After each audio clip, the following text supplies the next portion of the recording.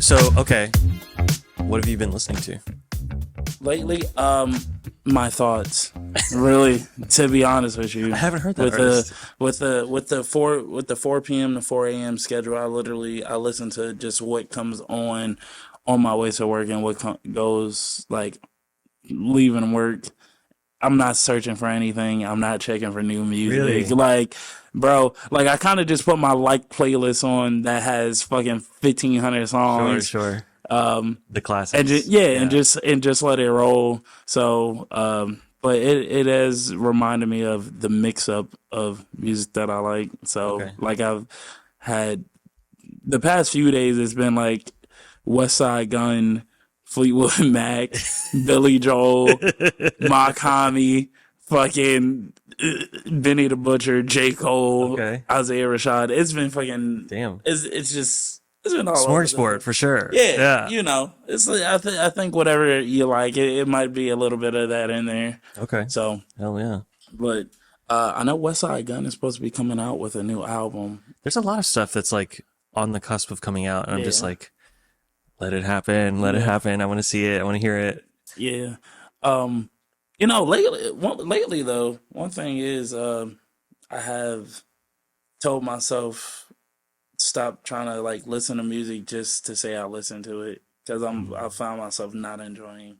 Do people do that? I do that because Oh. it's like okay, this is new. I need to listen to it. Mm. Like, and then it's just kind of like background noise. I'm like, yeah, I heard the album, and it's just like, all right, well, listening to it the first time I heard the beats, and I'm just like, it's good, and it's like You're just jumping on the hype train. yeah, Yeah. It's so much. Just starting out from like fucking like 14 years ago, actually really getting into the realm of what I like musically and what I like to listen to now it's just like, well, starting with that bass and then it just growing, and then all these artists that have come over the years that I'm like, I really enjoyed these projects from you. It's like, damn, there's so much that comes out. It's like I just can't keep up to the point of I haven't liked anything to the point of where it's like I pretty much remember this whole album or even all the words to a single song anymore. Sure. So when's the last time you did that? Jeez. Even for artists that I grew up idolizing and like being a big reason as to why I do music, even their new stuff, I'm kind of like, okay, well, this is you made it a thing. You made a song. You wrote a song, and it's a song. Yep, it's a And I know it's like I could tell it's important to some folks, like this is their hype train or whatever, or like maybe they legitimately love the direction that they're going in and are evolving into, and that's what you would want from your artist, right? But sometimes you're just like, man, I really just what brought me to the dance is not here anymore, and Right. I'm struggling to want to keep up with you guys, and be incentivized to do that. So the reason I brought all that up was because I recently been jamming Janelle Monáe's new album. oh nice. I couldn't. Oh, she showed her. Yeah, tits yeah, recently. yeah. I love that. It's a lot of Bro, it was sexual freedom and like sexual liberation, and in the visuals of the music videos, and just the artwork in general, and just, for lack of a better term, vibes right. of the music itself. Very laid back, kind of islandy, kind of like you're on vacation, like you're on a hedonistic Right. escape, you know. Okay. And like Lipstick Lover, like I'll send it to you later. Okay, Like just fantastic. to give you a frame of reference. But Okay. Is it like refreshing? I guess. in a way, yeah.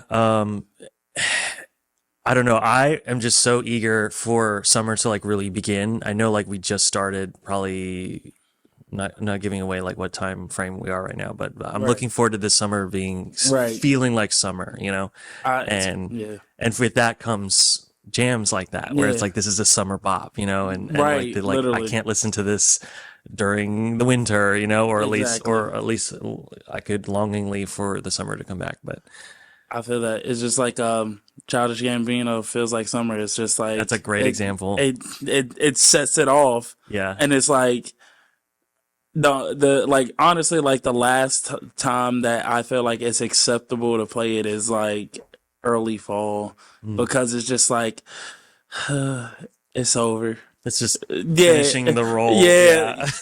Finishing the summer off, especially with the vibe of the song. Mm. No, it's definitely great.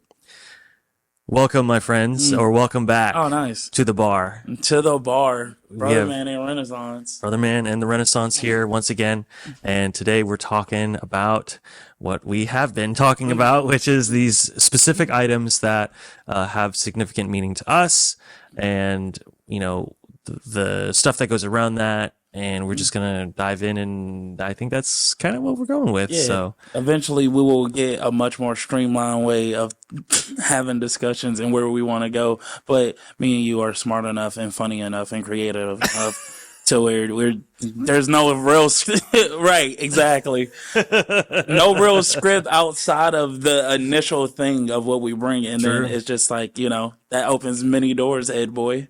Even yesterday, we were Mm, texting, and he's like, you were saying like, did you pick an item? And right. I was like, shit, I gotta pick an item. Like there's a myriad of things that I could choose, but I want something handheld. But at Mm, any rate, I had told you about what it was, and then you yes. were kind of like, man, I kind of wish you didn't tell me what it was. And I Right. was like, no, I wanted to make sure we didn't bring the same thing or something similar, too Mm, similar, right? right. Yeah, It would have. I mean, I think it would have worked out either way, just because of uh the reasoning behind what we picked. Like sure. like last night. I mean, last time it might flip. Like it's like, well, this is just this is my favorite album in 2017. And he was like, my girlfriend who was dying was like.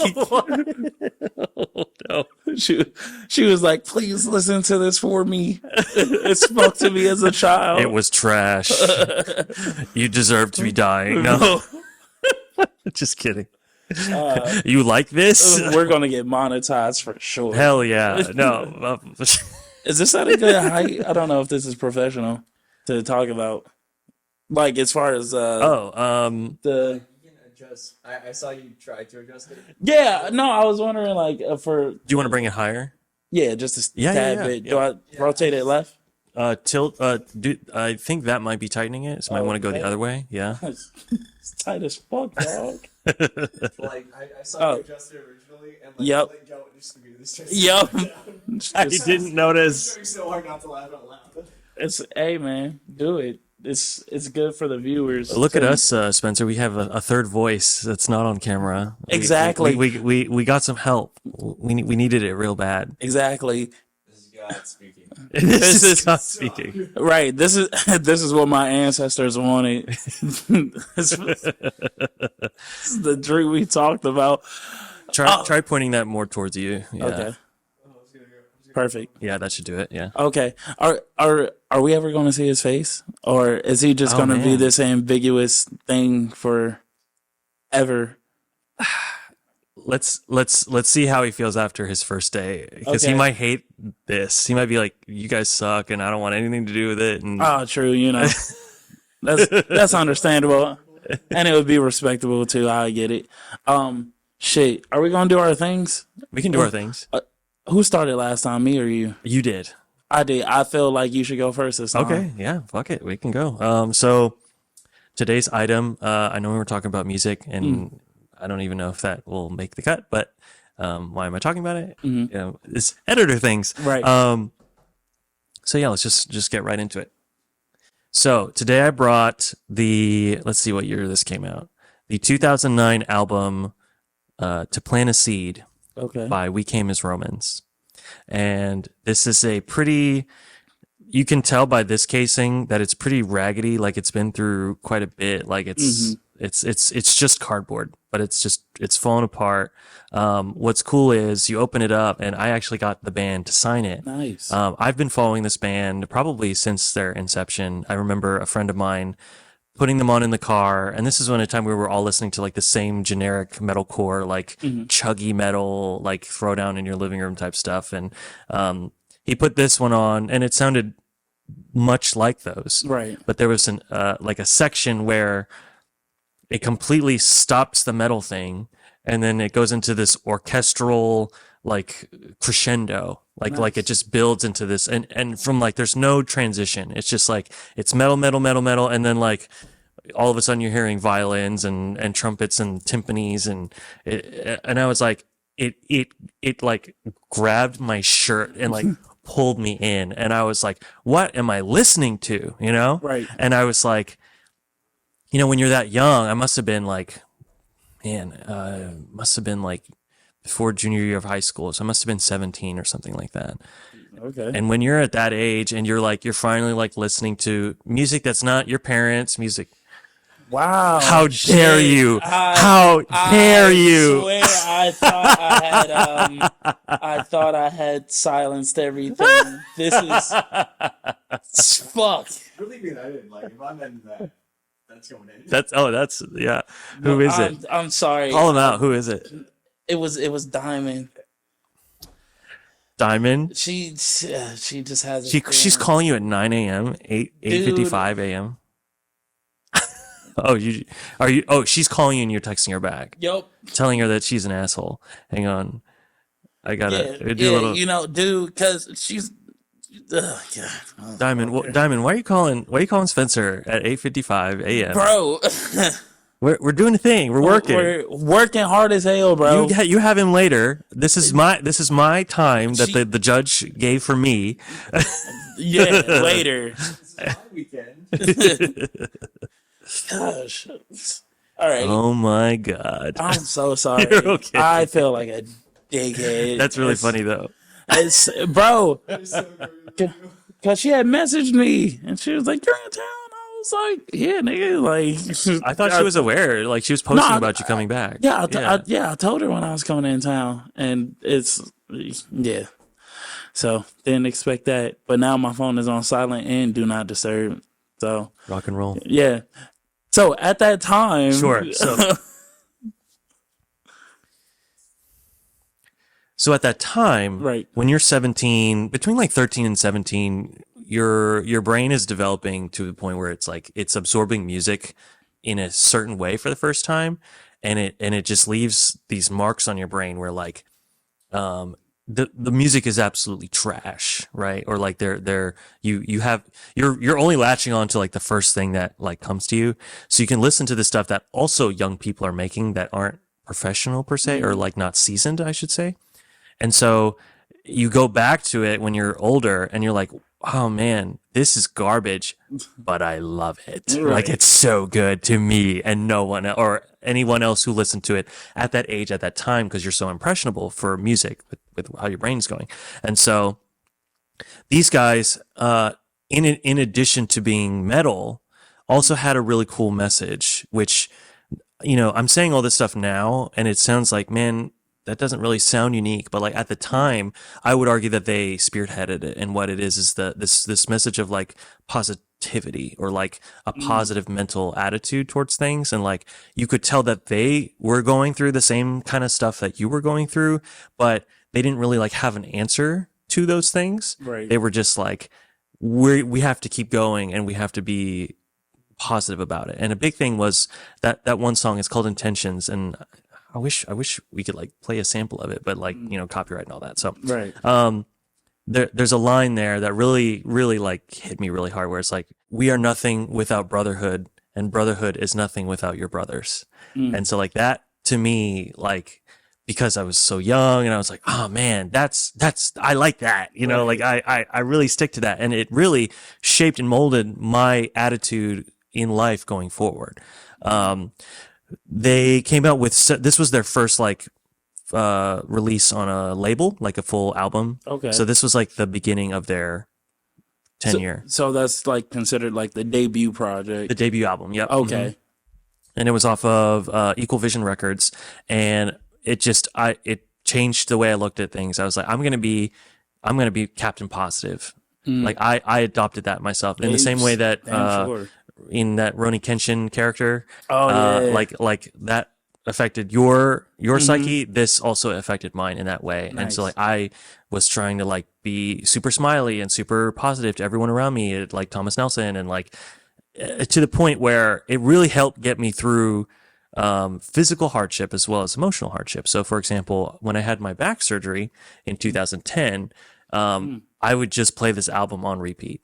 And they had a single that came out shortly after that had to do with the lyrics were like, I've been sleeping on stones and the stones have formed to my spine. And I was like, whoa, that's crazy because they're spitting. I'm just like, are they following me? Like, where are you guys at? You know, like, and they're, of course they're not, but like that's that kind of connection you can have with another artist. So I go to meet them, because they play at this skate park, which is no longer there. At the time, it was called Anti-Gravity, and then it was called Miko's. Oh, It was here in Newport okay. News, and now it's a restore. Yeah. All right. So they play at this skate park, which was super cool because one, we never get tours to Virginia, let alone like in Newport News, where it was like our backyard. There were a bunch of cool bands. Excuse me, a lot of them, let's see, Upon a Burning Body, Abandon All Ships. I'm just probably naming names that like maybe a third of, like maybe a fifth of the audience would actually know. But they had a meet and greet. And so, I'm meeting them, they're signing the thing. I asked them, I said, is it cool if I take a photo with my back scar because I just had back surgery? And they're like, dude, that's super sick. Like, let's see it. And then I pull it up and they can still see like the stitching because I had gotten out of the hospital a week prior. Oh, nice. And they're like, how recently did you have this surgery? And I was like, oh yeah, it was last week. And they're all like, what? So like, what are you doing here? That's like, metal, bro. And it was really funny because then I became like back surgery kid from Virginia to them. Nice. And so like every time I saw them afterwards, I would try to like, whether it was through meet and greets or like just like going up on the stage and like writing a message on my phone so they could read it. And then they're being like, yo, it's you, like performing mid set. Right.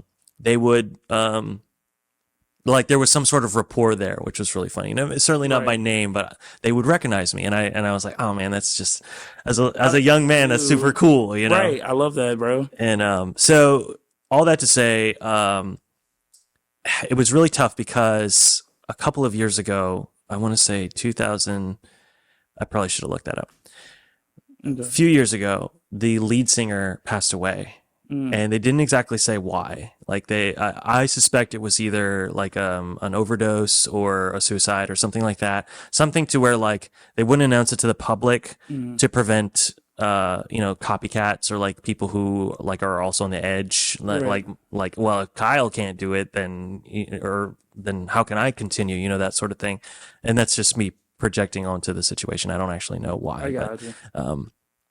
But then their music kind of took a turn as it would because they were at a crossroads. They were like, man, do we keep, Right. doing music at all, or do we do something else? Because that's really painful if it's like one of your brothers, and they were like a very tight knit group of friends. I would imagine. Yeah. And it just, they decided to keep going. But now the music is quite different, where it's like it's not as positive anymore. It's actually like a little darker now. Like, and the most recent album called Dark Bloom, which was a super cool concept because the lotus is the only flower that blooms during the night. And it also can bloom like on water and like doesn't need soil per se, which is like no other flower can do that according to them. Right. I haven't actually like looked that up or nothing, but and so so it's still kind of in line with that, right? Where it's like, well, we got to keep going despite things being hard, but you can still bloom in the darkness, like how do you convey that, so super interesting. Every album, I would get hyped for every album, and it influenced me so much musically. In fact, if you go and like listen to anything that I've put out, you could compare it vocally to what you're hearing through their stuff, which is like super fucking cool, right? Like to see influence go on to and then influence others. It's the best. That's the best thing. I feel like as an artist, that's like one of the biggest compliments you can get. 100%, It's like, yeah. like it's like I did this, like you're my son. You are my son. And I'm a great dad and I love you for this. Yeah. Yeah, that's dope, bro. Yeah, it's been a wild ride, and I really value this item just because of the signatures and everything, but Right. more importantly for like the memories and stuff that come with it. And The nostalgia. yeah, I'm actually looking at this for the first time now. So like we don't this physical media, we don't like do this as much Right. anymore. Not nearly as much. Like there's some pretty cool artwork Yeah. as well, and yeah, this is, I don't want to say it's a lost art, but it's certainly a missing art because you know Yeah. Moving to everything being digital. It's Right. like it's not as it's like, okay, whatever at this point. Yeah, that's cool. Nice. So really clean, really nice. I'm glad I still have it. I still have a case of CDs because the new to me car is quite old and doesn't have aux, Bluetooth, or anything like that. Nice. It just has a CD player. So I take out Old Faithful and I'm like perusing through old stuff, And so like, Nice. okay, well, when I'm out and about with my phone or working, whatever I do for digital media, I'll listen to the new stuff Mm-hmm. in that way. But when I'm driving, it's the oldies, because Nice. they're not I making. like that. There are CDs that are being made, but you have to go to either like Yeah. Barnes and Noble specialty section or like Target and like hope that, because it's such a small section now. I remember growing up and Racks. yeah, and you could, yeah. They've diminished so much. Even like physical DVDs and Blu-rays and stuff. Even that's less now because of streaming. So it's interesting. That was a little history into my psyche. We came as Romans to plant a seed. Check it out if you like. Maybe we'll put a link in the description to one of their music Fantastic. videos. But yeah, super grateful for the path that set me on. Nice. Man, Fact checking. I'm here. I have the phone. Lotuses bloom during the day, but they sink underwater at night and rise back up to bloom at dawn. Ah, that's cool. they're backpack. Nice. There you go.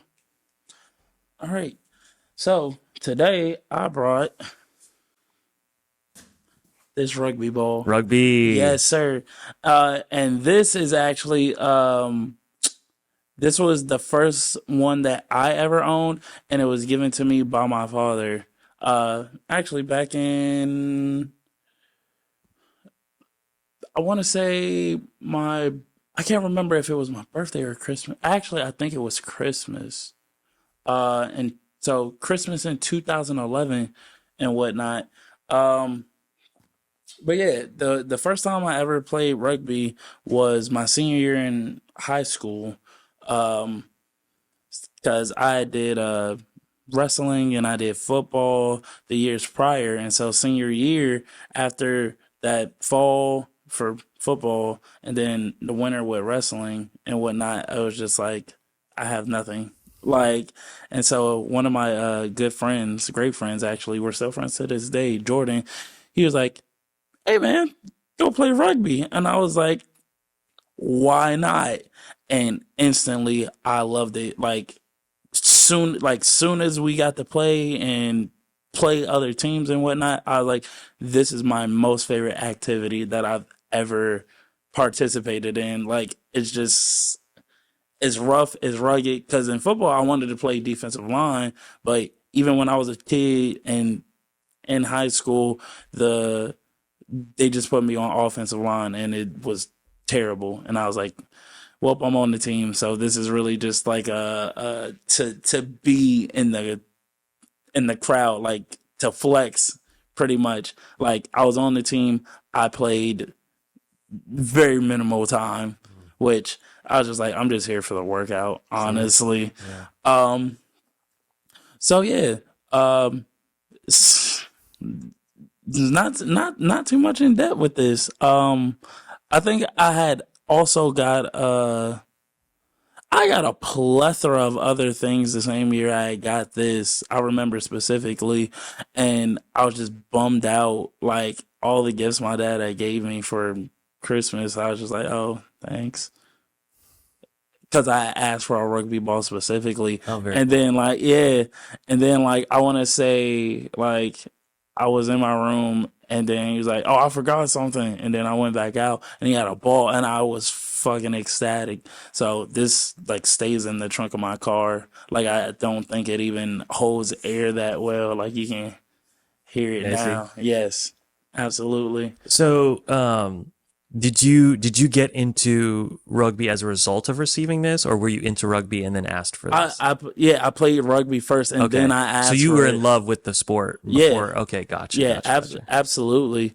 Um, and funny enough, like the 1 year I played in high school, which was at the time I would say first and last year, um, I I was with this team and it was just like rugby is like it's 15 on 15, and I think we had like 17 people total on our team. So it was like, and like we had people come from Hampton High School and Phoebus High School to pretty much fill out our team. So it's like we had pretty much had no substitutes. Oh So man, like playing savage. yeah, dude, like Yeah, every game, like I like played like the whole game pretty much. So it just like I felt like it took me to a different pretty level. different from what you were used to. Yeah, Yeah, on the football dude. team being no barely any play time at all to Yeah, playing the whole thing. Yeah, literally, and just the coaching style. Who like Coach Brian, man, you could tell he actually like it felt much more personal. It's like I felt like we were all pretty much a ragtag team because the previous year, like majority of the team was like seniors and whatnot, so they had left, and then like the new guy, oh well, the guys that played with them, a lot of them didn't play that year, so it was like very limited um like experience for that team. So I think the only teams we had beat was Woodside and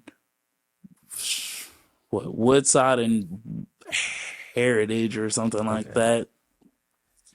But yeah, it was great. And so to be in this new state, to already have the activeness from wrestling and football and whatnot, and to be valued, I really got to shine on that team. I got man of the match once in one game, and that was actually the Woodside game. We'll never forget that. And I did so well, like I got picked to join the All Star team and whatnot. So that was like I guess a conglomerate of like all the schools. Like they had players go practice with like the men's Make like league. an elite team or something, or Yeah, like a club team, I guess. yeah, Yeah. pretty much. And the only reason that I did not continue with that is because of um the I guess the All Star game was supposed to be in Pittsburgh, Pennsylvania, and it was June 18th, which was the same day as my high school graduation. Oh So I was wow. like, Why would they do that? dude, I was just like, Shouldn't that be like a busy time of year or something? Or I have no idea, but I was like, well, this is a no brainer. No, yeah, no need to I'm pursue gonna this. walk. I'm gonna Yeah, get that diploma. Yeah, I'm gonna wear the dumb hat. yeah, exactly, literally, bro. So yeah, that kind of hurt.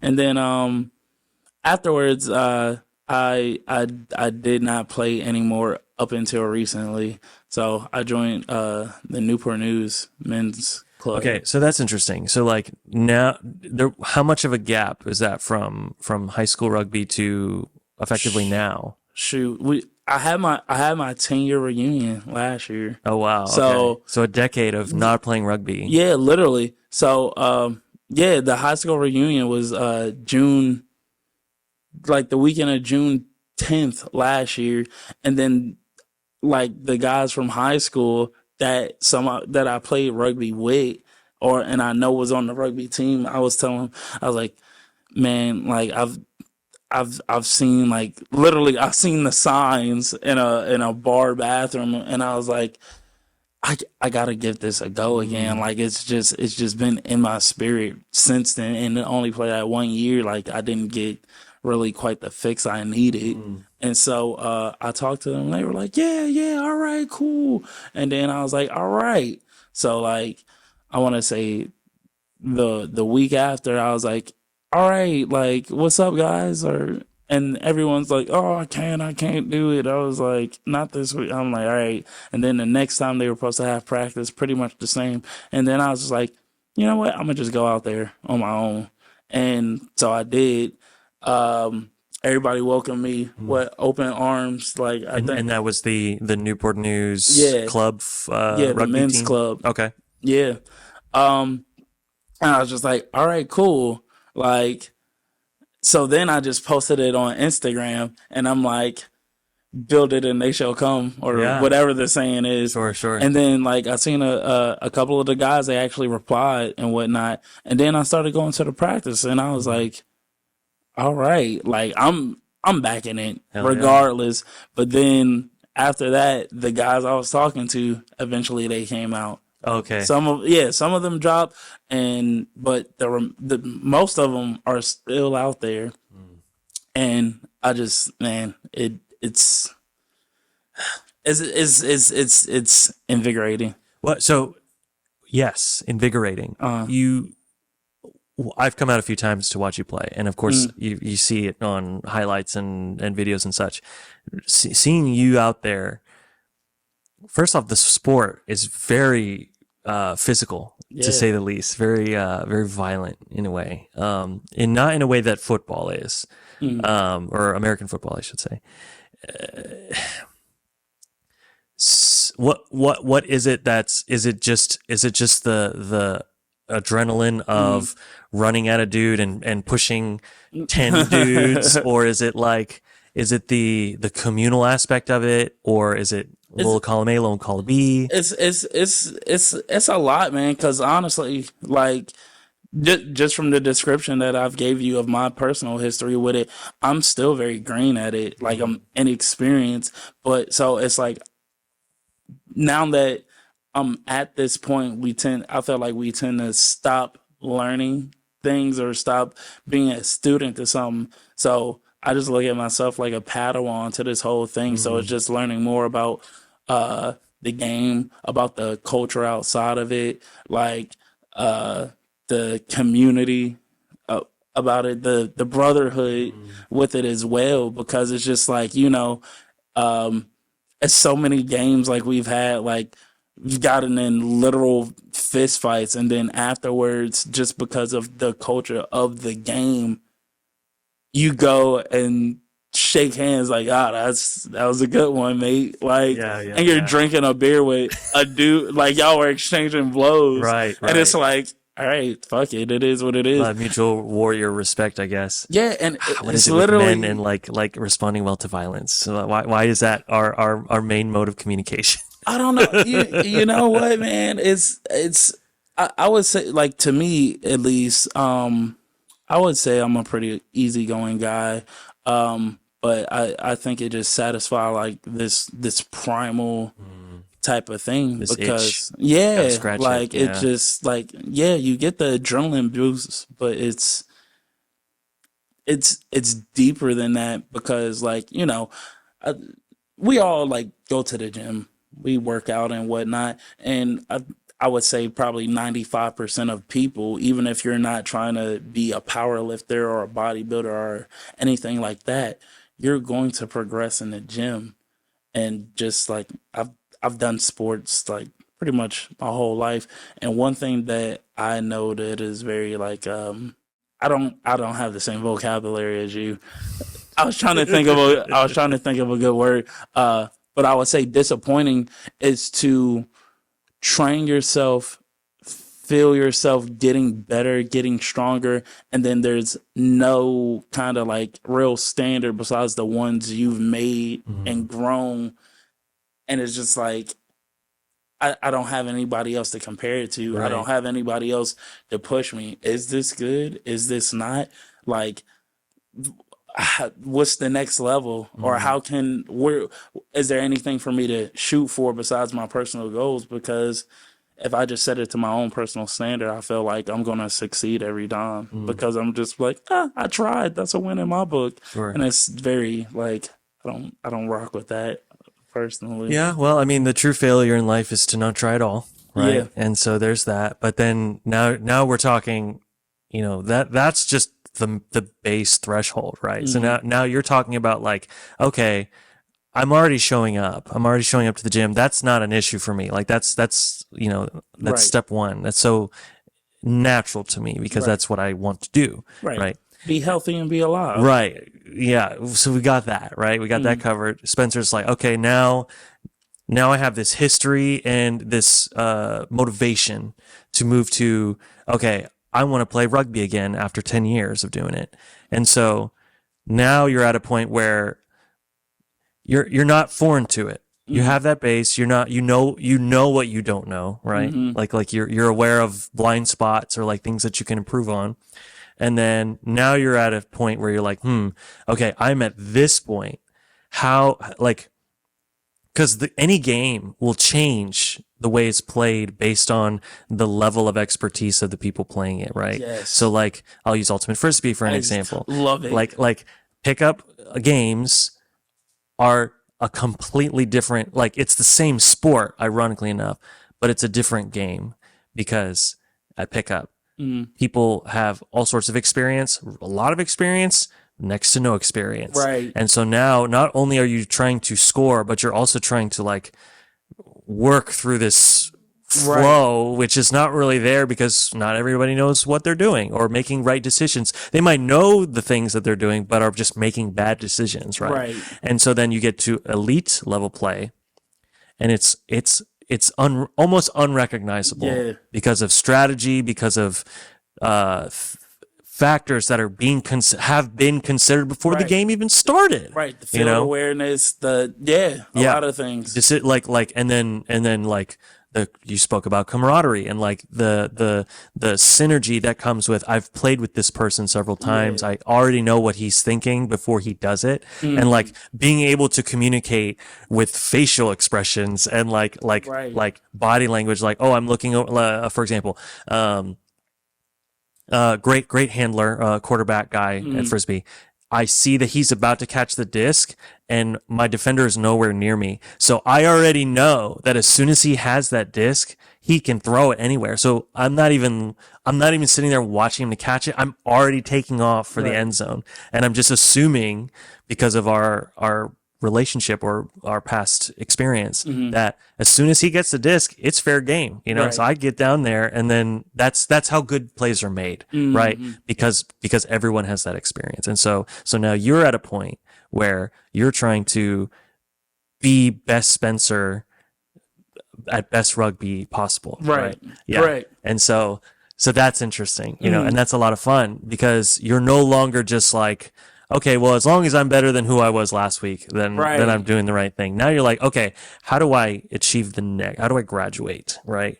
Right. And I think that you're accomplishing that now, which is really cool. Yeah, literally, man. It's just it's like a self-growth thing. Like in like to be a part of something and then just watch it go from this to that. Like literally, at least what's been described to me prior to last year, like the team was not doing that well overall, like Really? statistically.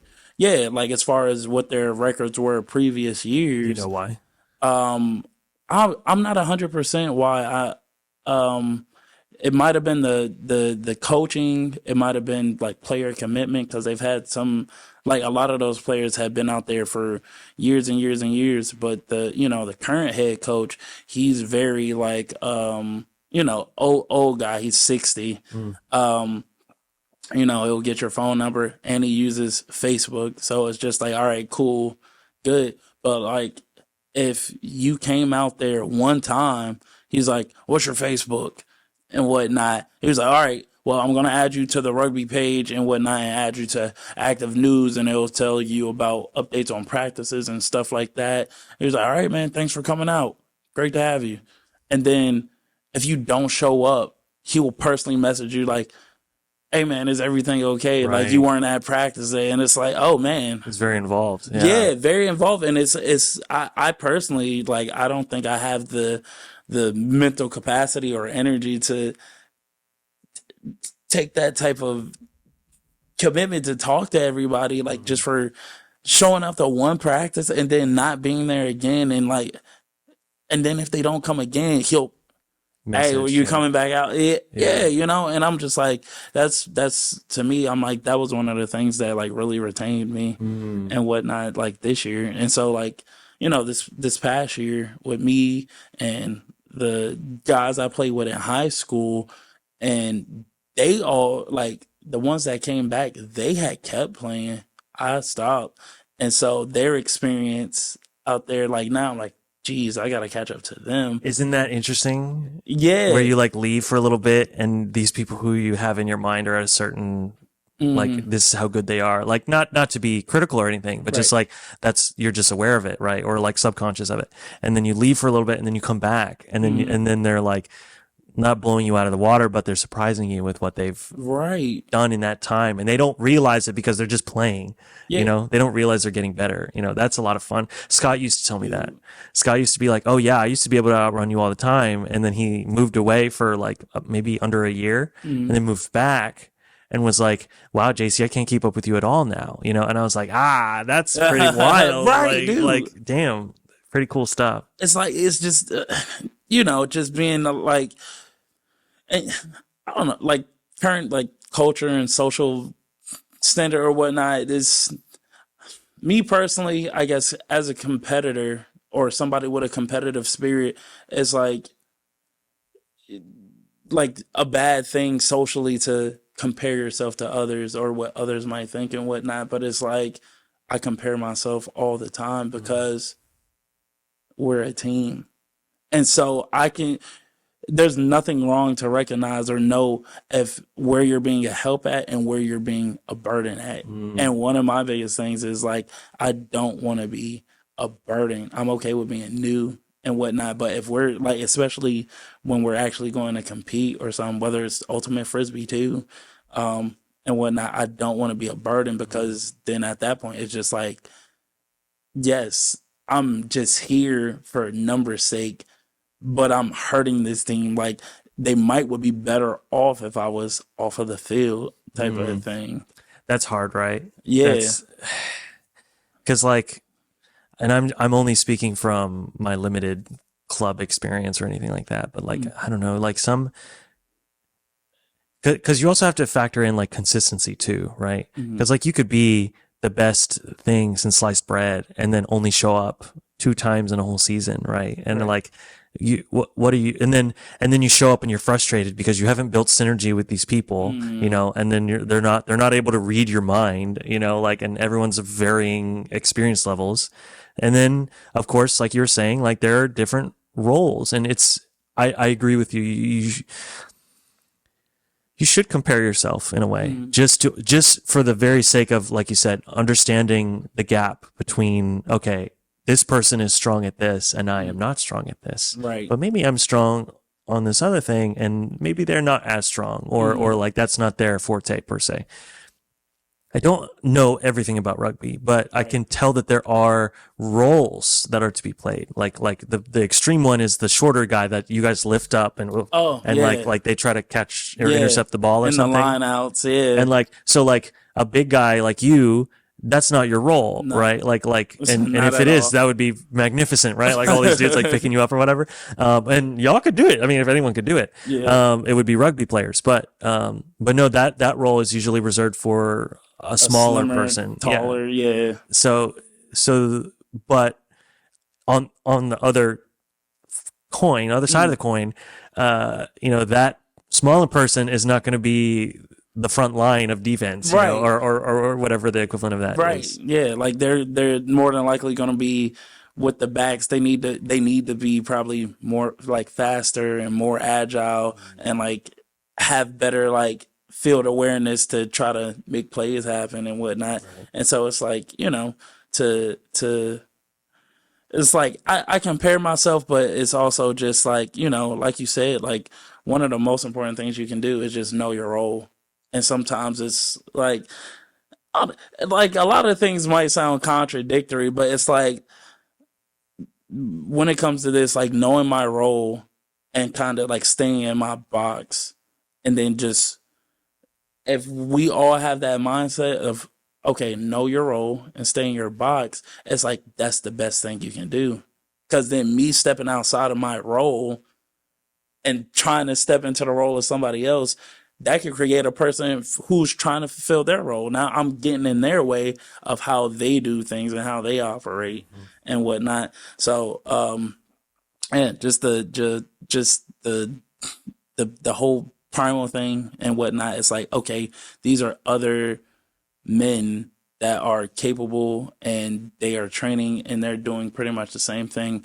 So now we're going to see what the fruits, compare the fruits of our labor and whatnot. It's like, okay, and seeing that whether it ends up in a win or a loss, you'll know, or you'll have your own opinion of how you contributed to that win or to that loss, and then it's just like, can I push myself further, or am I kind of, am I at a good pace? And even if you are at a good pace, it's like, how can I get even better?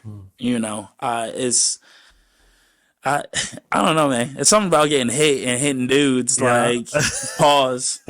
Like yeah, It's a good experience. I think everyone should be punched in the face. Yeah, at least dude. once in their life. It's a lot of lessons to be learned. It's humbling. Yeah, it is. It's like, wow, people can hurt me. Right. You're right. Yeah. But then, it also, you can realize, oh, I can hurt people too. Like, this was a fun exchange. So that's interesting. So, man, we've seen it. I think I was either with Nolan or Matt or both, but we were watching you guys play, and there were 3 different incidences where there was some sort of some disagreement on the field, and then someone from the crowd walked up onto the field and started like yelling and talking shit and stuff, and we were really confused about like what went down, and then we realized, we were like, wait, that guy doesn't have a uniform on. No. And then it was so much chaos so quickly. And so like next thing I know, he's like walking off the field, and then the coaches are like yelling at everyone that was just watching, like, don't get on the field. Like, you guys can't do this. And we're like, why are you yelling at us? Like, yell at that guy. Like, we were all sitting here. Like, like we feel like we were being punished for what that one guy did. It was that whole display was very unacceptable. And like, it's just like, yo, like, what are y'all doing? Like, you came to support too. And it, like, even looking at the players on our team, because clearly it was somebody to support someone on our team. Sure. It's like, yo, have your people in order. Yeah. Like, because at the end of the day, get your boy, bro. Yes, because it's like, dude, this is a game, and it's like, this is not what we want to. That's a quick way to get disqualified, I would reckon. Yeah, get disqualified, just look bad in general, and to be a disgrace to the game. Like, sure. You want to pay homage. Yeah, you want to show respect to it. Like, we are putting our bodies, our lives on the line, effectively. Yeah. Our lives and our mobility, and this is, that point, this is why I wanted you to go first this time too, because I think that my thing was going to have a pretty good segue into another topic, or a similar topic. Okay, well, before you do, okay, because there were 2 other incidences, but like, there was a disagreement, and I think it got into, like, it was boiling over between a guy from one team and the other, and then, like, I think it was going to get into a fight, but then too many people de-escalated, right? Like, they got in between, they walked him down, and then they got him to calm down, and I was like, man, I wish Frisbee had that. At least this area. I don't know what it's like in other areas, but like there seems to be so much, like, it never gets to a point where it's violent. I think I think maybe once or twice, but those are so few and far between. But to have a community where like people are like stepping in and physically being like, bring it down, Right. brother. Like, relax. Like, you're okay. Like, we're here. Like, nothing's gonna happen. Or Yeah. I don't know what was said, but Probably not that. probably not that. But like that was a lot. What do you think it was? That was probably like, hey man, what? Nah, man, what the fuck? This is like, Well, that's you what the calm one guy's down. saying. Yeah. But the guy de-escalating. Yeah. Like, what are they saying? Like, Oh, the guy's de-escalating. Yeah. They're probably facing their player Yes. or Taking if their it's attention away from the yeah. and it's just like, okay, your comrade is here. Yeah. Das Vidania. That means And it's goodbye. like, I don't know. It felt right. But it's like, hey man, like, come on, like, this is a game and we have a purpose. And it's like, you know what, like, fuck that guy, pop his ass. Like, in the game, you can, right. you can There's leeway definitely, for that. yeah. Yeah. That's probably a whole de-escalation situation, honestly. It's the physicality of it, and I think it's a good thing because it's like, being able to do things in a controlled environment will kind of stop a catastrophe. Just like when they have, like, controlled burns and fires. And sometimes it gets out of hand. Sure. But But there's that having these fail safe spurts- is what I'm saying is Yeah. that there's people in the field who will like step in. Yeah. Because in frisbee it's like you have, if there's a disagreement over physical contact, they're encouraged to talk it out and find a resolution, because we don't have referees. You guys have referees, but you also have, like, there's hierarchy there where, like, your coaches, like, no one is going to say anything to the coaches, none of the players anyway, and then get away with it, right? Right. I feel like there's, now I'm kind of outing myself here, but like, Okay. I feel like there's a little bit of like, there's room to, because there's no like central authority, there's allowed to be this, kind of like, people can behave the way they want to, Right. without consequence, which is, maybe that's as much as I'll say about that. But I liked that aspect where, like, you didn't even have to involve the coaches at that point. It was just other teammates being like pulling them away and being like, Right. de-escalate, whatever was said. It could be shit talk, whatever. But Yeah. but the fact that it's there and people are willing to put their bodies in front, because I too often I see people don't want to engage, don't want conflict, Right. will be hands off, be like, whatever you want, like, Yeah. someone you were fouled on and you absolutely should have called it, and they're like, no, I don't call fouls, like, I play the game, or like, it's okay, it's not that important, that sort of thing, which is fine. That's good, but like, man, it would be awesome if there could be, it's almost like the opposite, in a way. I don't know. I appreciate rugby for that aspect, that there's authority and like, people have to, Right. you can't just do whatever you want. I think one of the things Accountability. That's what I'm talking about. Accountability from coach, accountability from referees, accountability from other players. Right. And that's community, right? It's like holding each other accountable. I'm so sorry I cut you off. No, it's okay, man. Like, I think there's in my opinion, I think there's a way to, like, assert your dominance, or assert the fact that you are here. 'Cause it's like, this can go wherever it needs to go. We're already physical with each other. Now, if this needs to turn into an MMA match, fuck it. Has it ever? Yeah, dudes have been punched in the face. Like, it's. I mean, that's always exciting to see, but it's and the whole team, like, they'll start, like, okay, well, this is what it is now, yeah, and whatnot. Now it's a skirmish. Yeah. But it's gonna break up, and we're gonna go back to playing the game, and then just show who's a better team at the end of the day. But yeah, it's just I think that it's a respect thing, because it's like, it's almost like, no matter what the possible outcome could be, it's like fear kind of goes out the window. And at least between men, regardless if you like somebody or not, that's a characteristic I would say amongst men that will be respected. Mhm. And with respect, I feel like comes admiration too. So it's like you and I are vastly different sizes. But if you were to play rugby and like, I did something dirty to one of your teammates and you step to me like, what the hell is your problem? It's like, well, what do you want to do? Mm.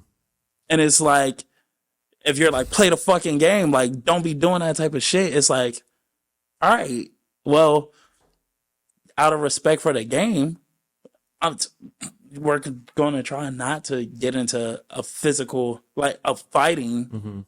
but it's like, you're going to speak your mind and whatnot. You're going to check whoever else. It doesn't matter because it's like you're disrespecting the game and you're disrespecting my team. You're disrespecting my brother. And it's like, we are not going to tolerate that. I'm not going to tolerate that in the least bit.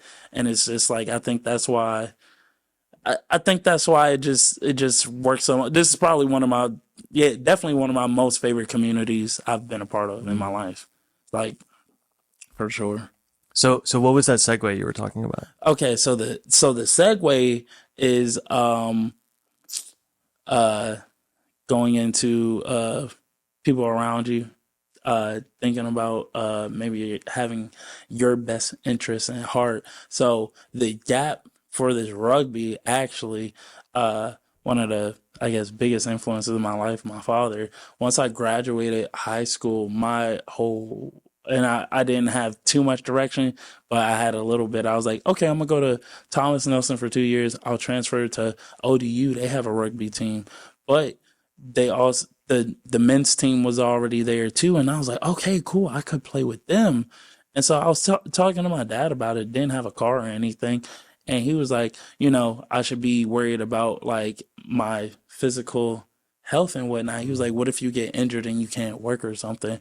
And I was like, that's a valid point. Mm. And so then like I just push it off. I like just like press that down. Sure. And but it's always been there. I'm like, damn, like I need to get some more of that. And then like last year I literally said F it and got back into it. And my dad still to this day, like when I go like out of state to go play and stuff like that, or I've played with other teams, um, and whatnot, he's like, remember you gotta work and this, that, and the third. And it's just like, that type of I felt like parents or other people um unknowingly they just put fear and doubt and bad juju on the things that you're doing, because I will say, even though I've been hit, tackled, freaking hurt, a lot of like limping and whatnot, the physical, like my physical well-being is way better than what it was prior to doing this. Like the chronic aches and pains, like my knees, like on my lower back and whatnot. So, the segue pretty much to kind of try to sum it up is, you know, how does how do you think you can, I guess, encourage people to follow their desires or be them true selves if it goes against what you would want for them, like maybe their safety or health, or how do you balance that, or the way that you talk to people about that, like put your concerns on them. So is that from a parent standpoint, or is that just a general like people care about you standpoint Yeah, type thing? people care about you standpoint, like like, okay, like you're a musician, right? I pretend to be. Yes. Pretend to be, right? If you're like, hey, look, man, I'm selling all my things. I'm going to go in my van and I'm going to drive across this country, just going to any type of show I can get in to play my music and hopefully find a path to where this is how I make a living. and I know you pretty well, and it's like you're gonna give up all this on that risk. Like, what are you doing? Like, it's Right. almost like, are you dumb Yeah. for doing that? Or like a charitable way to put that would be like, hey man, break that down for me real quick. You know, like what's going on here? You know, Right. like, cause that's one, that's out of the blue.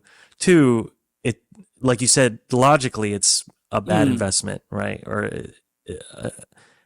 truthfully, it's a terrible investment Right. because you're not going to get a return, you know? Exactly. And it'll be fun in the moment perhaps, but everything that comes along with it, you really shoot yourself in the foot for the future, you know? You were talking about your parents' concern about you not being able to work because of an injury. And that's very real. You know, that's very, that's a legitimate concern. And, you know, I think any parent would any good parent, you know, worth their salt would be like, yeah, that's probably a good way to look at it. Now, your question was like, how does one do that? Like what is your goal there? Like, is it to be like, is it possible to encourage someone, or is it like, I guess maybe a better way to word it is how do you not project your fear or show self doubt, or project your fear or doubt in this person for the sake of like caring about them? yeah, Because or is caring about them just the front, Right. to actual, just like, no, I'm terrified of that personally, or like, yeah, like you're putting a limiter on it, because it's like nothing works out until it does. or even I'm afraid of it because my parents instilled that fear into me as well. Right. I think the answer, just to be reactionary, would be, you got to let people do what they're going to do, man, because they're going to do it anyway. Yes.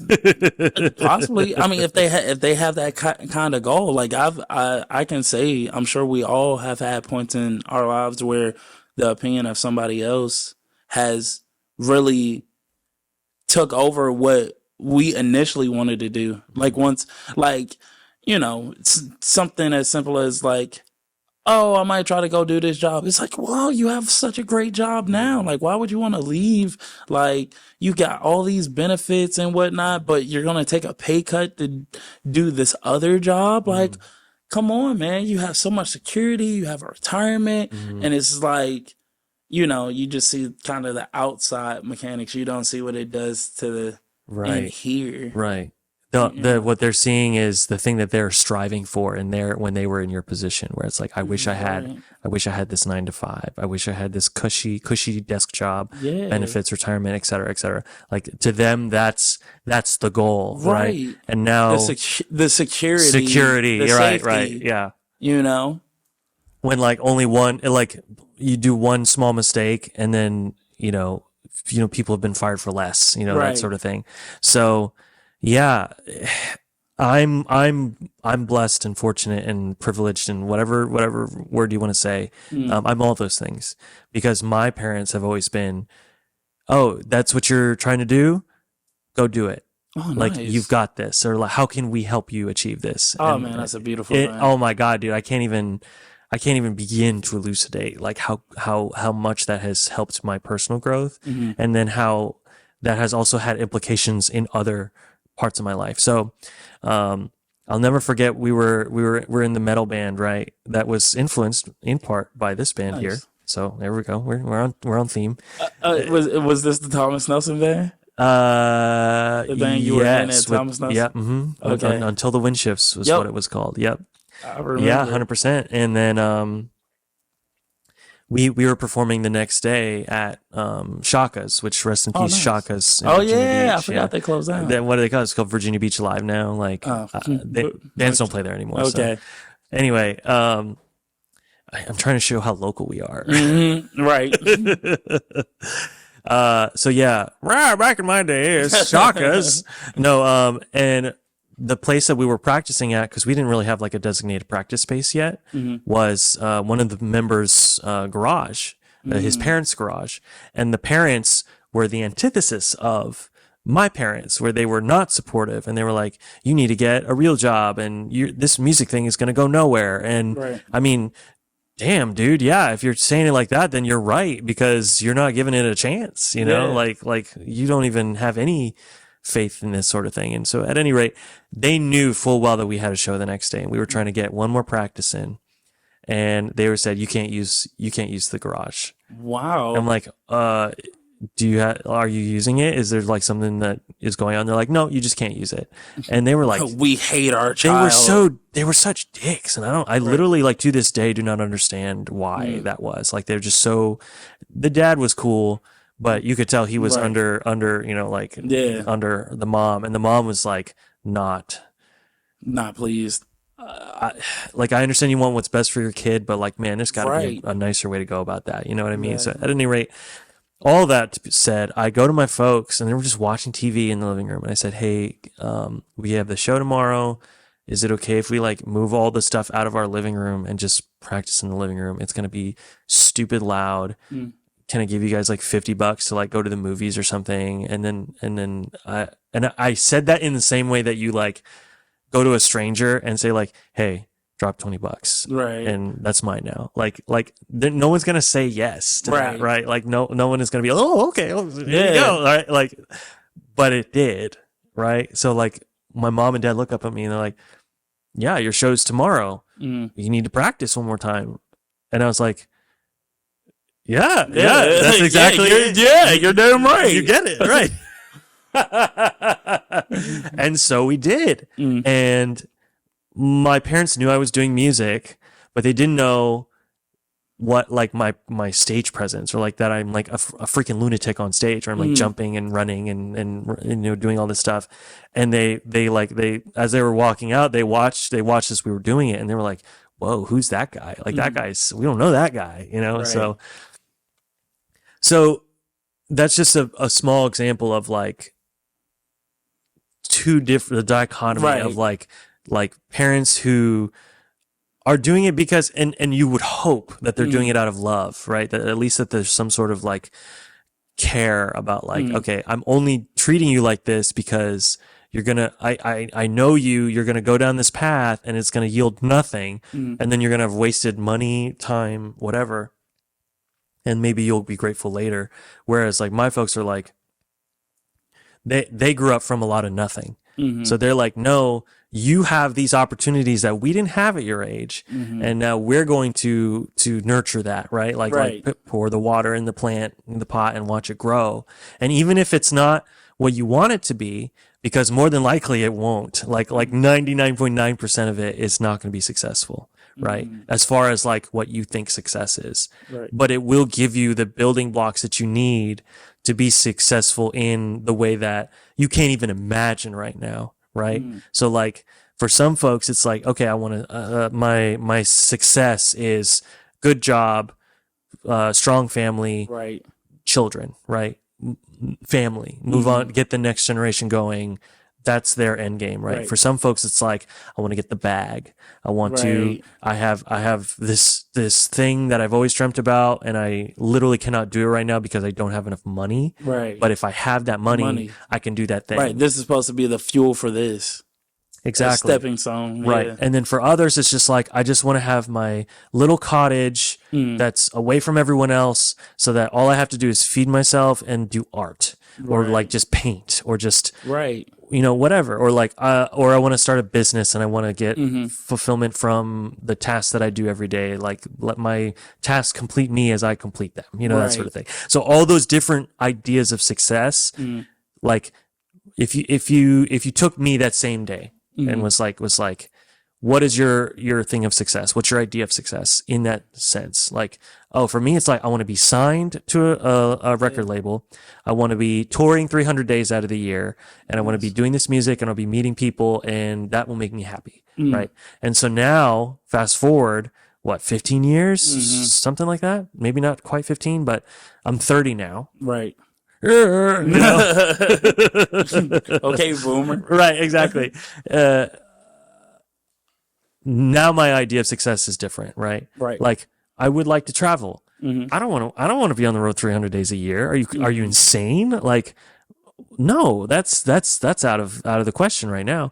And then like also, man, if I had to do those songs Mm-hmm. 300 days a year, I would hate myself. Right. Like you see all these bands that are like, man, we don't want to play the old shit anymore, but that's all people want to see is Right. because they had such a connection Yeah. to it, and now they're like, why aren't you play? Why are you don't play new stuff? You know, Right. and they're like, but I want to play new stuff because that's more of a Right. reflection of who I am now. And some bands they get away with that, right? Like they're like their fans will follow them to the ends of the earth, which is awesome. But like some other bands that got like a lot of elitists and they're like, no, only play this song because that's, and if you don't, then fuck you. and Right. I'm not listening to you anymore, and I'm gonna go listen to this other band, you know, whatever. So,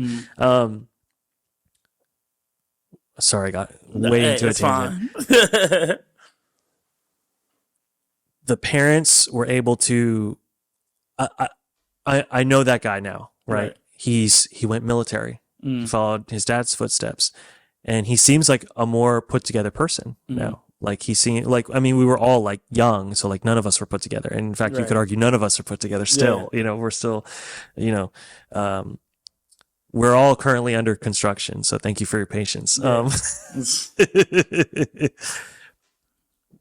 Had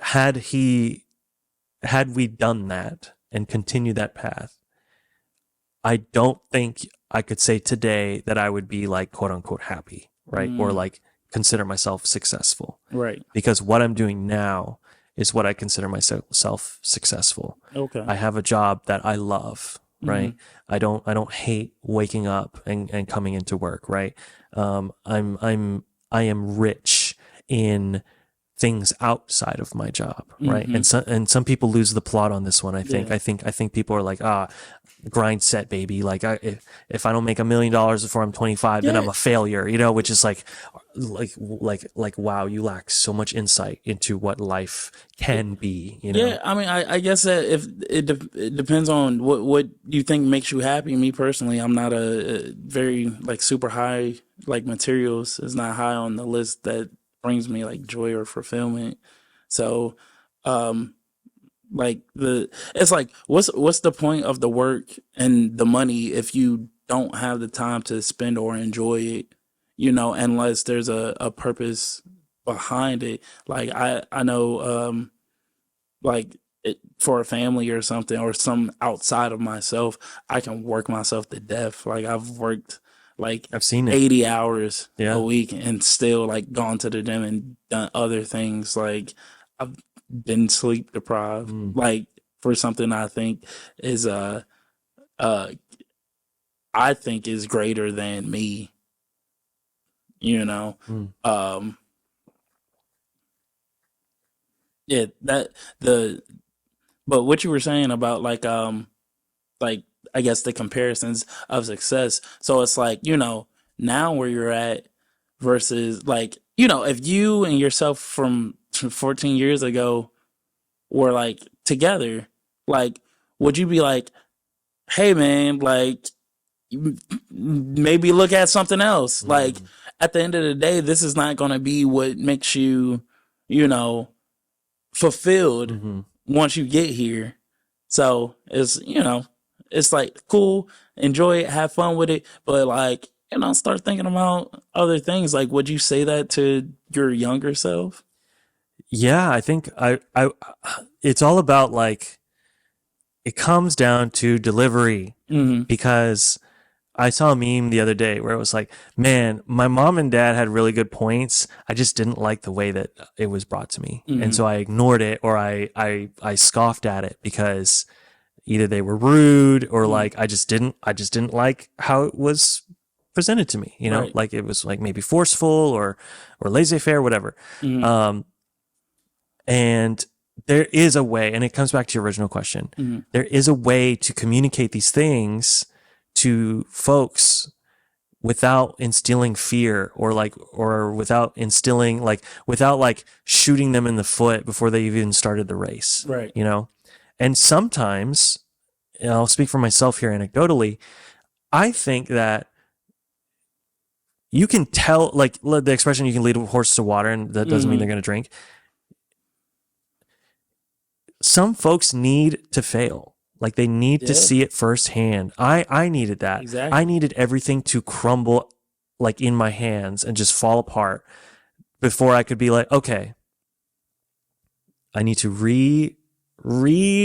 analyze everything. I need to Right. change the focus, right? Like Mhm. so put things into perspective, and then because it wasn't going to happen otherwise. I was going Mhm. to keep doing it and keep doing it and keep doing it until I didn't even recognize who I was anymore. You know, Mhm. and so if to your example, like putting younger me next to me, Mhm. I would say like, hey, um, keep doing what you're doing. You're gonna have a lot of fun. Try to focus on the fun part, right? Mhm. Or like, and these lessons that you learn, and you're gonna learn them. Mhm. They're gonna, ooh, you're gonna remember this stuff. This stuff you're gonna carry with you for a long time. Mhm. Uh, it, embrace it. It's not the end of the world. You're gonna go on and you're gonna do different stuff.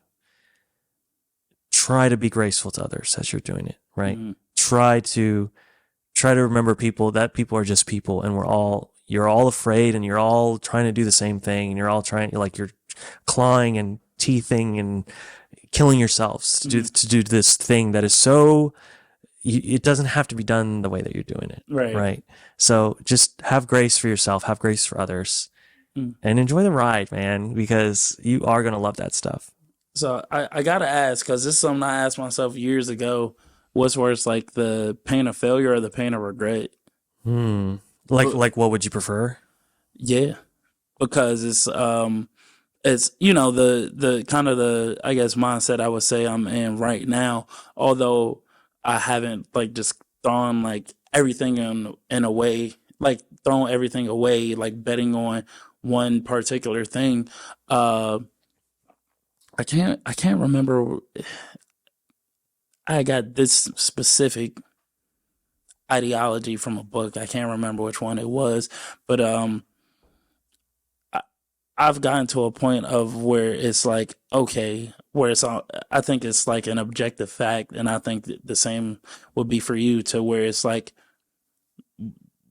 you're intelligent and you're capable and you can survive. You can make a way. If you're put into a position of scarcity or lack, like you can be triumphant. So it's like going That's back to so powerful, by the way. Like if you have that, uh you're unstoppable, yeah, right? dude, that's why the rugby thing. Like I talked to my dad about, I want to say a week or two ago, because I was going to play again, and like I make decent money now. I'm breaking it in right now Hell yeah, good and for you. whatnot. But he's like, yeah, remember your job, remember what you have to do, and whatnot. And dang, what was I saying? I had a very poignant point. We were talking about how powerful it is to know that if everything fell Oh, apart, you could to still be know you're successful. capable and whatnot, Right. right? Mhm.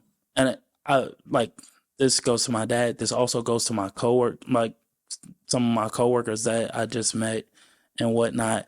Um, they're like, man, you got to work. Think about your future and whatnot. He's like, don't get hurt over a game, Mhm. and it's just like, without even thinking, to when they had the conversation with me, my coworkers, I said, uh, uh, a life where I cannot pursue the things that bring me joy or passion. Like I get like the hairs on me like stand up thinking about it, talking about it. If I cannot pursue the things I'm passionate about or want to do or give me fulfillment in life, it's not one worth living, Mm. honestly. Mm. And like uh that was for them, because they are completely new to this thing. Yeah. Like we just met. Like I've known these guys for like less than 3 months and whatnot. And then like my dad, on the same note, I told him like, if I got in a position where I couldn't physically like walk that well, I'm like, I'm smart enough to where I could take care of myself. Like I could make a living Mm. if I wanted to. Yeah. And it's just like now that I've expressed that to these people, just moving forward, it's like I feel like we've had this conversation more than one time. Why are you trying to strip away that type of confidence? And it's like, for like my dad, because of me doing this well, no kids or anything, like, uh, could it be a thing of you trying to live like vicariously through me Right. and enjoying? Because we people with kids, they'll always tell you like, man, it flips your whole world upside Sure. down and whatnot. He's like, to him, he's like, man, you're living good. Like what you do, like there's people taking care of families with what you do and whatnot. And I'm like, yeah, this is true, but it's like this is like that. It's like it's almost like torture because it's like it is just me. It's like no wife, no kids or anything. So it's like who do I do things for outside of myself? Because if I'm doing things for you and when or the way you're telling me to do it, it's like I gotta sacrifice myself to do it because me and you are not the same person. We don't have the same passions or pleasures. Values. Yeah. Yeah. So you're saying it's torture, that it's just you? No, Did I misunderstand that? no. Well, kinda like Okay. it's to say like from the outside looking in, like the way my life is set up, the way that it's structured, like the way, like the type of security I have, it's like this is right. Would be like to him, it's like this is like an ideal life. Like this is golden. Why would you jeopardize this in any way? Because he's looking at it from his perspective. Yeah, Right. so it's like I think like your comparison, like, but if I wanted to stop this and just go live on the beach in Venice, I feel right. I feel like I feel like anybody I tell it to, like it should be like, well, if that's what you want or Right. that's what you dream, like I go think for it. I think the right reaction to that would be like ask you about it. Be like, how did this? That's random. Why'd you think that? Right. Like why Venice? Like why? And then you have a chance to say out loud what's in your head, and then it's recontextualized, knowing that someone else is perceiving what your thoughts are. Right. So, like for me, when I say my thoughts out loud, I'm kind of like, whoa, that sounded like way better in my head, and now I feel kind of foolish, Right. Or like, you can get that immediate feedback, but what you're doing by asking them to talk about it is now they're starting to like flesh it out, like outside of their own consciousness. And I think that's important because then you can be like, you can find out immediately if like, no, this is just a passing fancy, or like, oh, I read an article or I saw Instagram, whatever. Right. Or like, no, man, well, so like I've been doing a ton of research and it actually turns out that Venice Beach has blah, blah, blah, blah. And like, I really like this thing about it and that thing about it. And like, and you're like, oh, okay. So you can tell when people are invested and when they're just like, it's just a passing fancy. And so by doing that, instead of being like, whoa, no, what are you doing? Like, don't like just poo-pooing all over it and just like slamming the abort button, just being like, no, don't do that. Like I'm terrified. I don't like that. That makes me uncomfortable. So you shouldn't do it. Right. Which is like, that's no way to handle any kind of situation. Right. Like, parents are like, if I told my parents like, oh, I'm going skydiving, then of course they're going to be like, whoa, like, Yeah, dude. like there's real danger there, Right. like, but when it comes to stuff like that, but what you would hope is that your folks will have your back. Like I know for me, my dad's like, Jay, I'm outing my dad here a little bit. He's like, I just bought all this gold just in case the economy crashes. And I'm like, in my head, I'm like, okay, you're retired. I don't know who's in your ear about gold. Right. Like you didn't come up with that on your own, Right. like someone, I don't know what you're watching on YouTube or what, but okay, you made a purchase, you made an investment. You made an investment to feel more secure, so that if shit hits the fan, if the economy falls apart or whatever, there's another housing crash, which all these things could happen at any given point, right? Like we have no control over that. Yeah. All these things could happen. He feels more secure by doing that. Now in my head, I'm kind of like, okay, well, if we're back to soup lines and bartering, how are you gonna trade gold bars? Like it would be better idea to have like cigarettes or something. But at any rate, that's a whole different conversation.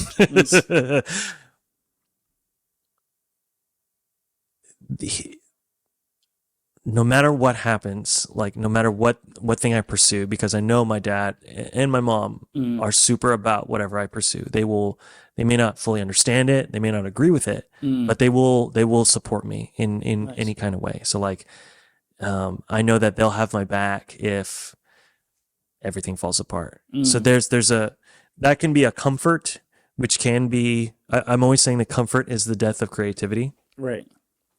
But in a way, it's also a type of freedom because it's like, okay, it's like in a video game when you like fall off the platform and die, like you come right back. To the So it's same like, point okay, or something. right. And like, Yeah. it's like, I can make mistakes. I can fail, it's okay for me to fail because ultimately if my end goal is to getting to the end here of this thing, it's okay if I fall off the platform because I'm not going to be dead. Analogy. It's But- like, Because like the way you just described it, it automatically made me think it's like, it's like if I pursue something and I fail, like I'll probably just go back to the save point. You are thinking about it like Super Nintendo, where it's like you get to this certain level, and if you fail, you go back to the beginning, yeah. and it's like that's not the case. Yeah. Like, Because you already built that right. foundation, right? And so now you're just using failure as another piece to continue the puzzle or the building, whatever it is. And then it's like, even if I did have to start the game back over, it's like, I know how to get back to this point. It's like, this probably be a seamless thing. And that's the thing too, Spencer, and I think you can agree with this, is that we're in an age now where like the impossible is possible. And let me explain what I mean by that. What I mean by that is even 50, maybe even like 30 years ago, things that we just consider normal happenstance as far as like technology or like things that humanity can now do were considered like you can't do that. I'll use film as an example, right? Like the things we can do digitally now and with high end equipment, even this very podcast, like 30 years ago, this would have been like impossible to attain, right? Like without like bajillions of dollars. Right. You would have had to been in somebody's New York City radio room or something. Under someone's wing, right? Yeah. It's like had way more influence, way more money, way more, whatever.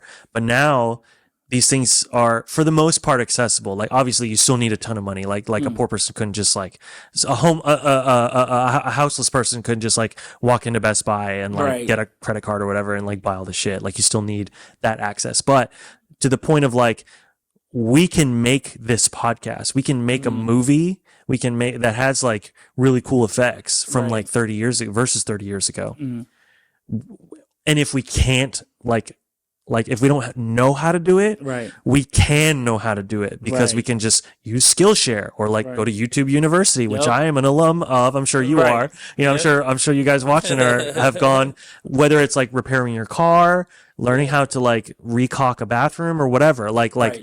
We learning how to flick with ultimate frisbee. Yes, sensational. All those things, like it is now doable. Like we can do it. It's no longer this like unobtainable thing. There's still the gap, but it's doable.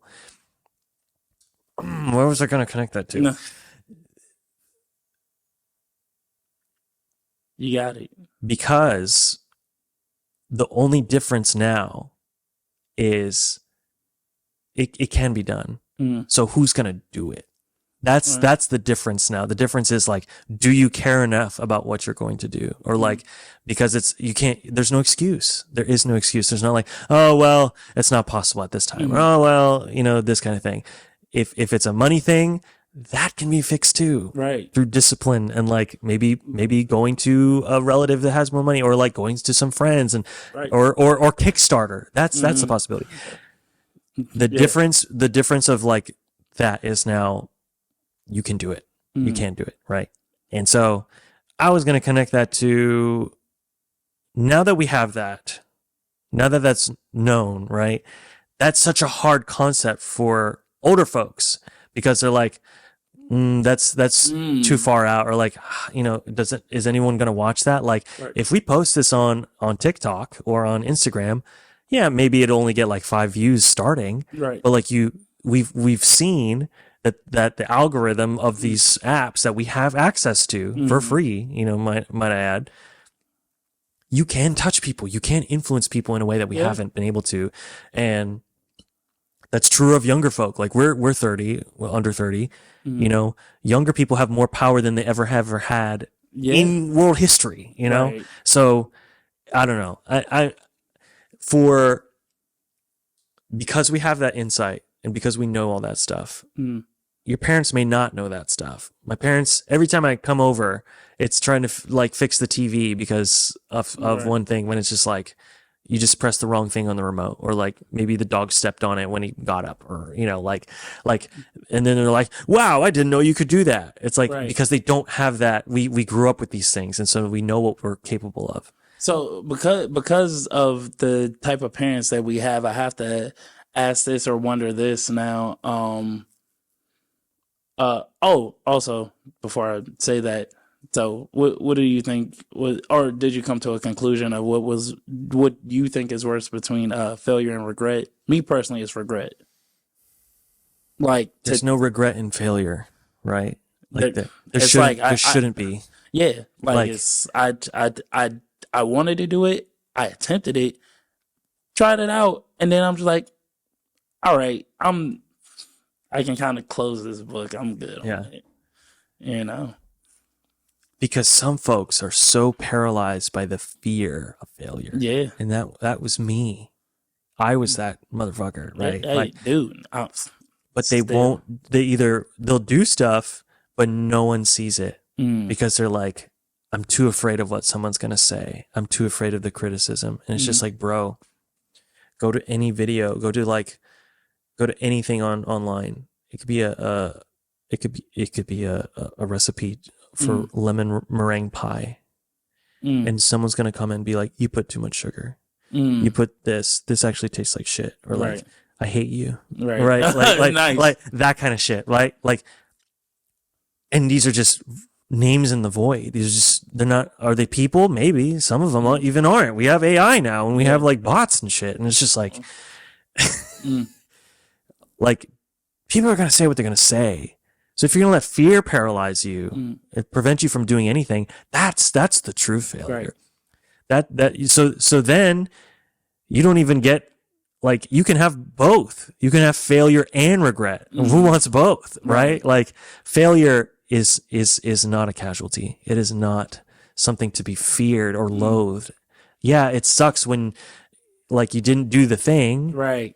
Did you die? Is it catastrophic failure? Like you've injured yourself to where you can't move at all, or like you're paralyzed, or you're dead? Because if you're dead, then you don't have to worry about failure or regret. Like, probably the best example I can give to this, and this it's just like what I think, and I still struggle with it a lot. It's like, let's say a woman. Like, you might be out somewhere foreign, or just a night out on the town or something like that, and you see a girl, and you're like, wow, like visually, this is everywhere I want to be. And then it's like, maybe nerves take over or whatever, because she may not be alone. She may be in a group of people or whatnot, and it's like, now you're just sitting here, like, possibly waiting for an opportunity. Like, is she gonna be alone at any point? Like, and it's like, even if she does get alone, you've now talked to yourself so much, and it's like, all right, are you gonna go make a move on this person? Are you gonna do it? Are you gonna do? Are you gonna make this move, or are you not? And it's just like, you may think about this for years to come, because it's like, I should have just went and said something. Like, then I would have known for sure. Because I've done that before. Yeah, you see other people, and you might be like, how did this person get with this person? Right. Just looking at it, it's like, Sure. and then it's like they had to talk. They at had the some point. Riz. Yeah, They had the Riz. they had to interact at some point. And then it's just like thinking about as many times as this happened, like all the people I didn't talk to or didn't make an attempt on. And then like even looking at the people in my lives currently, it's like, dang, what if I had that same attitude? Like what if like just we talked pretty briefly at school at Thomas Nelson. It was kind of like impulse on like, hey, I know you, I know who you are too. But then like with the ultimate frisbee thing, like I feel like our relationship has cultivated into something so much greater. And it's like if I would have just been like, it looks cool, but like this guy, he probably has better things to do. It also helps that you're an absolute joy to be around. Oh, so thank you. that if you ever get an opportunity to hang out with Spencer, then I highly recommend it. Yeah, I'm abrasive sometimes at the beginning. Okay, Like, whatever. It's but we're not sensitive folk here. I would like to think I can get pretty sensitive, but no, yeah. Like so in those instances, are you more like, or where it didn't work out, like where you got like blatantly That's rejected? better. That is such a gift in my opinion. Yeah. Like thank you for one, not for having your own wherewithal, right? Where you're like, no, I'm not interested. I'm not going to waste my time. In turn, you are not wasting my time also, because you've decided that you're not going to waste anyone's time, right? Because you stood up for yourself. Because some folks are like, and this is like societal conditioning to a degree where it's like, man, I have to be amicable. I have to be agreeable. I have to be, whatever. And then there's also the danger aspect. You're talking about a woman, a woman could feel unsafe, right? And like, that's the last thing I want to do is make anyone feel unsafe, right? Unless you're threatening me, in which case, all bets are off. Exactly. Like you threaten me, I threaten you back. So let's, where do you want to take this? Exactly. At any rate, yeah. So that's a gift to say like, you're not my cup of tea. You don't even have to say all that, right? It could just be not interested. Boom. Now, that all that headcanon stuff that you were talking about, we're like, oh man, do I make a move? When is she going to be alone? That sort of thing. You've already wasted mental energy doing those gymnastics to like get the courage to even just say hello or like offer to buy a drink or whatever mode of communication you want to go. Now you can go put that energy somewhere where it's going to matter or like don't be afraid of taking L's. Like hopefully the environment allows you to take L's. But like I think there's also this stuff online where it's like, oh man, you ratio or like, oh, take this L, and it's like, oh, you are beneath everyone else because you lost, right? Or because you took a loss. That's part of getting W's, my friend. You can't get W's without L's. Like that's just how it goes. It's like it's part of the process, but it's like the process still sucks. Process sucks, but like you got to get there, right? Like you have to go through that. I think I say this to a lot of folks on the frisbee field where like we're apologizing for like bad throws or like, oh man, I made that mistake. I'll put my arm over you and be like, listen, man. Nice. I'd be like, listen, my son. Listen. What the hell would I say? I would say something like, we all make mistakes, right? And it's how we get better. It's how we survive. It's not just the frisbee. It's also like your complex relationships. It's also your work life. It's also your play life. It's also, all these, it's little decisions we make every day that compound and that can either benefit us or not benefit us. But they all, like, if you're so terrified of going through life for losing or making a mistake or whatever, you will not succeed. You can't. You're not in a position to, because you're not even getting the attempt. The answer to your question is, what your question is like, would I prefer failure or regret? Yeah. I prefer the opportunity to fail, Okay. because if I have the opportunity to fail, Right. then I won't have regret, Mm. because I'm not going to regret, oh no, I made a mistake, that sucks. Like you know, it's not, there's that, but like you won't regret. You can only regret not doing it. You Yeah. can't, if you did it, then you're like, okay, well, that wasn't what I wanted it to be, but at least I did it, you know? It's like one is like, because to me, and I think I would like to say I prefer failure as well, because it's like, you know, with the using the woman thing, you know, especially if there's people around, you could think of the worst rejection you've ever gotten. It's like, okay, this is real and this is in the moment, and it's like, okay, well, that was that, and you can, like, I guess, conceptualize like, okay, this is in the moment. This is who's seen it. It didn't work out.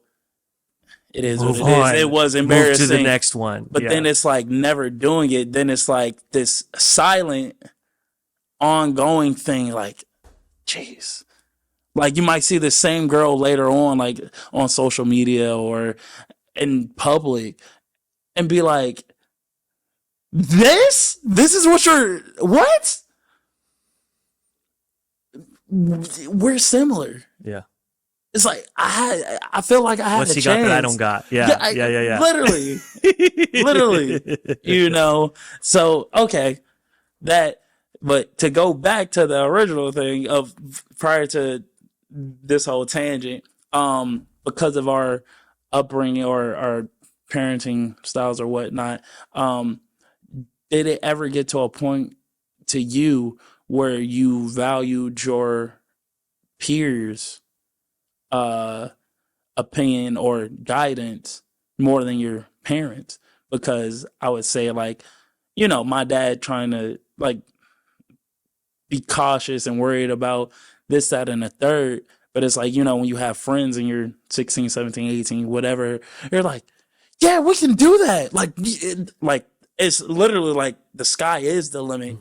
But then, like, your parents just like, oh, come on, man. Like, you're so just, you're smart enough to make such a secure living, you know? And so it's like certain things I'm passionate about or want to do and whatnot. It's like, what do you know, old timer? Like, you know, these people, they get it. They get the possibility and what may, you know, take the work to get there. So did you have that same thing? Because at one point it was just like my peers or whatever, and you know, one of his favorite things was to talk about, like, don't be a follower and whatnot. And it's like, yeah, I'm not following them. Like, we're all walking together. Because this is, we see the same thing. Yeah. I think it depends on your relationship with your folks. I mean, of course, right? And then of course your relationship with your parent, with your friends too.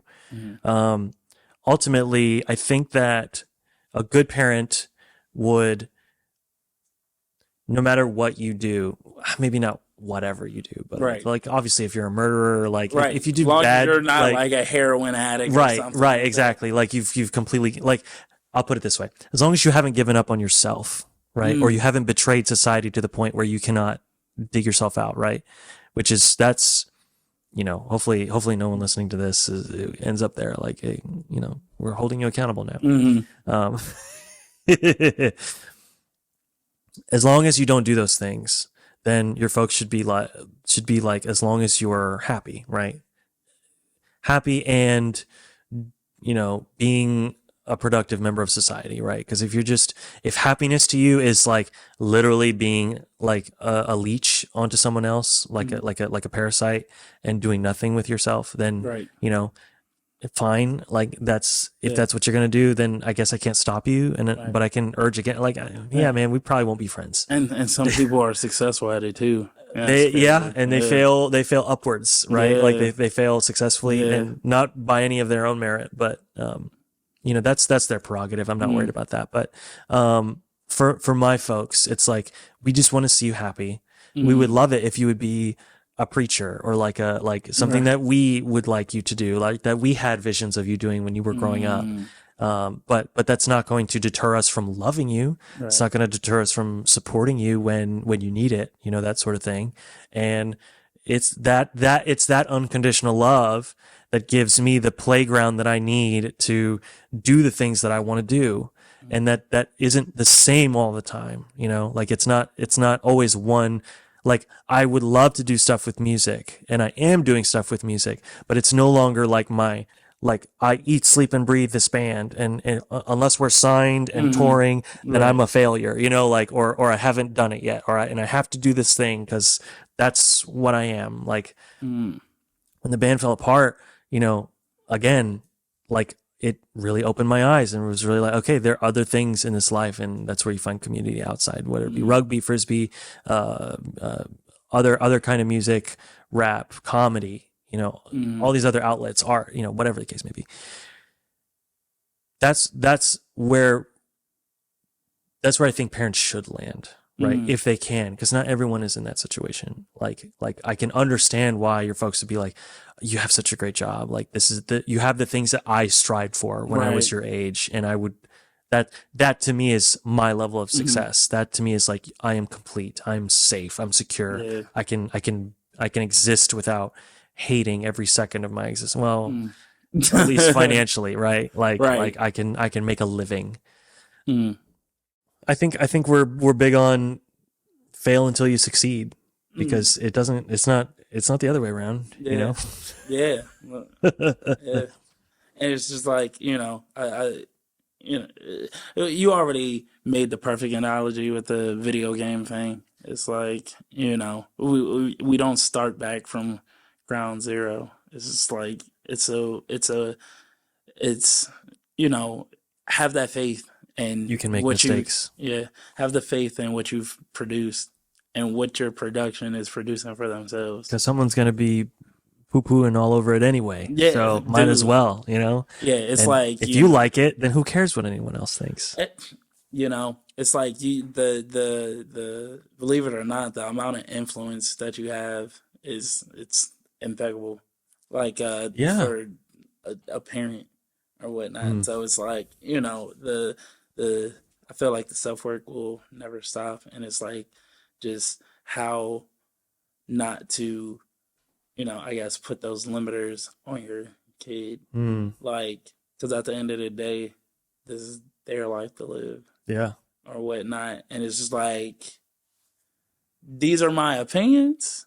You can share those, but don't make them feel like I guess Don't be like shitty. Don't be a shitty yeah teenager yeah about it, it's like Whatever, dad. You don't yeah get it. yeah it's like this sounds foolish, like Mm. even like because now like I know at least with my peers like you can recognize it's like thinking about doing something new or trying something out. It's like, oh well, what about this, what are the like it's the older thing, but like What you could also do is, because as a parent, I think it's awesome, mm, or just authority figures in general, when they understand and can admit that they don't know what like the depths of what they're talking about. mm, So what you could also do is say like, well, I hear what you're saying. It sounds a little risky. I don't know everything about that, but I do have a friend who, or right our like your uncle knows this, or like right he's a real estate agent, or like our friend from church, or our friend from blah blah blah, mm, this family, or the guy down the street I was talking to the other day. right You can like defer advice, right? Like you could be like, hey, you should talk to this guy. Like I don't mm, have the answers. I don't know how to answer your question, yeah but this guy might. This yeah guy no might that's have perfect. insight into that subject, Yeah, it might be like, yeah, my buddy who did this had this kind of result, Hmm. and this is why I'm scared for you to do it Right. because I would hate for that result to happen to you. Because I care about you, Yeah, and not because I want to be intransigent to whatever it is you're trying to accomplish, like, yeah, yeah. because it's just like just is I would like to think that just naturally the goal is for your offspring to end up better than you or a better outcome than Hmm. you. So it's just like, at what point do you think that transition happens?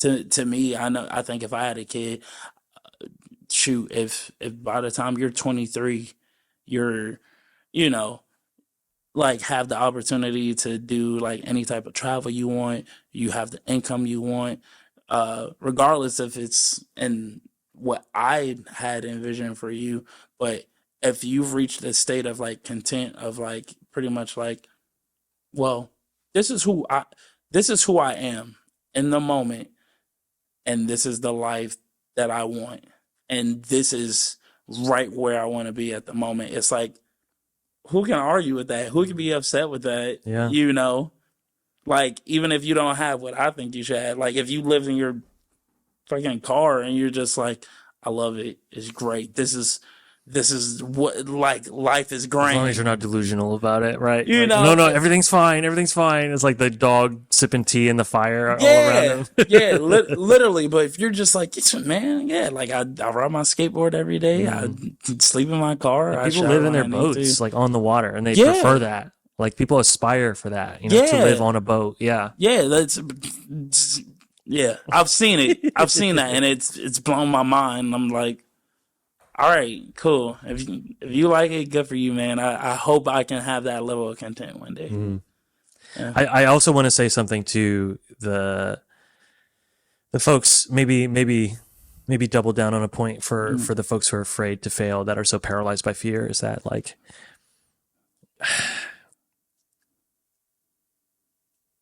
just go do it, man. Like I can't stress that more. And maybe the response to that would be, oh, it's not that simple. Like obviously it's not that simple, right? Like it's not as simple never as is. it's not Nike, right? Like it's not the check. A lot of people would like to say like, we talked about victim mentality last time, where it's like, yeah. oh, you're the only person in your way. That's not always the case, but you're not going to get anywhere without effort. Right. And just give it a shot, man. Like I promise you, like you will feel better knowing that you tried versus not doing it at all. I feel like that's a brilliant way to wrap this up. I don't know about brilliant, but I mean, it's certainly, Yeah, I it'll mean, get us there. It's pretty profound. It's pretty profound. is it I think. profound? I mean, it's just, Yeah, simple. and if you can't do it yourself, find someone who can. I mean, like, this nigga's spitting, Fine. bro. Absolutely. how many, like you've heard the term business partners, right? Like Yeah. at this moment, we're not doing money right now, but like we're business partners, right? I can't have a conversation alone. Okay. I need you and you need Yes. me, right? Like you, absolutely. like we could do that, you know, one guy talks to a camera thing, but like neither of us want to do that. That sounds literally annoying and like, ugh. I like how we bounce off each other. Yeah. Find a partner, and understand that relationship's not going to last forever, because no relationship does. Yeah. And then, you know, enjoy the good times. Make cool shit. Yes. In the meantime, like just do that. It reminds me that I forgot my Polaroid. Oh, okay. That's Yeah, all right. dude. Episode 2, whatever. All good. We take a regular photo. Yeah. Oh, yeah. This man's a genius, and this is why I rock with him. Just do it. We have the technology. All right. How should we be wrapping it? Should we have like a constant phrase or marquee? Well, I liked what you recommended yesterday. I think that's a great idea. Oh, really? No, Okay. yeah, we should absolutely do that.